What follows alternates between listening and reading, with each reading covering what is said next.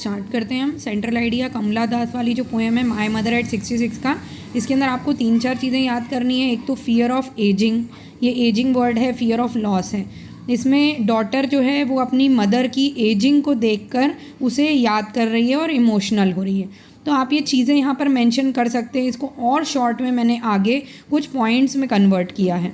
जैसे इसके अंदर हम देखते हैं कि कमला दास जो हैं वो अपनी मदर के बारे में बता रही हैं। जैसे ही वो उनको देखती हैं, यंग ट्रीज़ प्रिंटिंग वाला भी इसी में है। ये सारी चीज़ें आप मेंशन कर सकते हैं कि जैसे यंग ट्रीज़ जो हैं उनमें जो एजिंग उसमें नहीं रहती है और वो बिल्कुल एनर्जेटिक रहते हैं, लेकिन उसी के विपरीत माँ का चेहरा जो है वो डल और एजिंग वाला लग रहा है। तो आप डल और एजिंग जैसे वर्ड्स यूज़ करके सेंट्रल आइडिया में यूज़ कर सकते हैं। इसी के साथ मैंने इसमें पॉइंट्स दिए हैं। यहाँ देखो एजिंग दिख रहा है, लॉस दिख रहा है, सेपरेशन दिख रहा है, लव दिख रहा है। ये 4 पॉइंट्स आप इसके अंदर एक एक लाइन में एक्सप्लेन कर सकते हैं, जिससे आपको आराम से 3 नंबर मिल जाएंगे। सेंट्रल आइडिया बिल्कुल छोड़कर नहीं आना है। कुछ भी इससे रिलेटेड क्वेश्चंस आते हैं तो आपको ये ज़रूर वहाँ पर लिखना है। तो इसको पॉइंट में लिख सकते हैं, एजिंग, लॉस, लव और सेपरेशन। ये 4 पॉइंट याद कर लेना, सेंट्रल आइडिया में लिख देना। इसके अंदर separation between mother and daughter ये मेंशन कर सकते हो। नेक्स्ट सेंट्रल आइडिया देखते हैं हम, जो कीपिंग क्वाइट का है। ये बहुत इंपॉर्टेंट है। इसमें जो 2-3 पॉइंट आपको याद रखना है, importance of silence, introspection, peace and unity. ये पोएम एनकरेज कर रही है पीपल को पॉज करने और रिफ्लेक्ट करने, ये वापस से याद करना।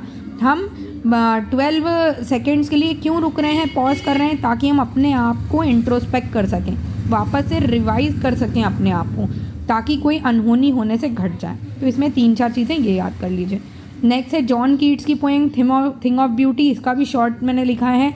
ब्यूटी जो है टाइमलेस सोर्स है जॉय का, इंस्पिरेशन का, और लोगों को लाइफ के हार्डशिप से लड़ने के लिए प्रेरित करती है। नेचर ब्यूटी के बारे में आप बता दीजिए। सन, मून, ये सब नेचुरल ब्यूटी में आते हैं और नेचर हमें वापस से उभरने का मौका देती है। लाइफ हार्डशिप मेंशन कर दीजिए।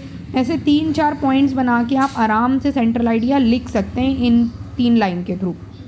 Next road side stand, Robert Frost की पोएम है। Struggle of poor rural people and city dwellers. बस ये 2 लाइन आप लिख दीजिए कि एक स्ट्रगल है किसका, पुअर लोगों का, और रूरल मतलब गांव वाले। तो पुअर रूरल लोग जो वहाँ स्टॉल लगाए बैठे हैं। इसमें सोशल और इकोनॉमिक डिवाइड बिटवीन 2 एरियाज़ के बारे में बताया है, रिच और पुअर का डिफरेंस बताया है। नेक्स्ट देखते हैं सेंट्रल आइडिया एड्रियन रिच की आंट जेनिफर टाइगर, जो बहुत ही बेहतरीन पोएम है, जिसके अंदर एक स्ट्रगल ऑफ वुमेन बताया गया है फ्रीडम के लिए। इसमें वो टाइगर्स का नाम इसलिए लेती हैं क्योंकि वो चाहती हैं कि वो टाइगर जैसी मजबूत बने, और क्योंकि टाइगर मेन से नहीं डरते। ये क्वेश्चन भी है, उसमें आप याद कर सकते हैं। जो हमारी सोसाइटी है पैट्रियार्कल सोसाइटी, मतलब जो मेल डोमिनेटेड सोसाइटी है, और वो कैसे कहीं ना कहीं प्रेशर बनाए हुए हैं। उनके हाथ में जो वेडिंग बैंड है वो उनको भार लग रहा है, क्योंकि मैरिज से वो त्रस्त हो चुकी हैं, उनकी सक्सेसफुल मैरिज नहीं है। तो ये 2-3 चीज़ें आप मेंशन कर लिए, struggle of women, freedom and identity के लिए, और society. All the best dear students. मुझे लगता है इससे आप याद कर लेंगे और अच्छे नंबर पाएंगे।